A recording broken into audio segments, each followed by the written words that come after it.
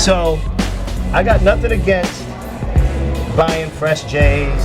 Right. I got nothing against getting the off-whites. I got nothing against it. Nothing. But what I'm saying is, I'm all about people pursuing their passion and their dreams. We got people out here that are working hard, trying to take the sneaker game to a new level by customizing your shoes. These were all white Huaraches, white on white. These were white on white, son.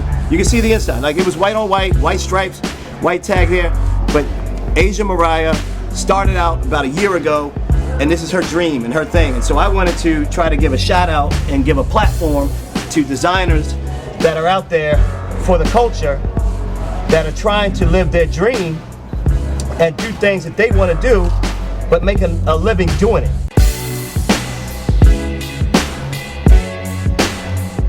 See, a lot of people have a lot of dreams, and that's a great thing to have. The issue is, can you monetize the dream? Like, if that's really what you want to do, can you make money doing it? That's the biggest problem that people have. So I don't want you to just focus on the dream. A lot of people say, go chase the dream and the money will come.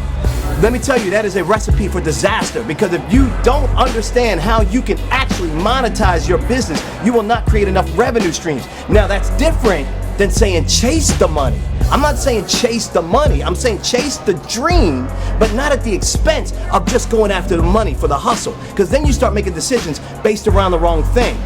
You don't want your mission and your purpose based around making money. You want your mission and your purpose based around making you feel good about yourself, because when you do, it's not work. When it's not work, you do more of it. When you do more of it, you're happier. When you're happier, it's coming in. Whether it's money, whether it's love, whether it's a support, whether it's experience, it's coming in. So when it's coming in, that's what you need to fill yourself with. And the money will come, but just understand how to make money doing your passion, and you're gonna be so much happier.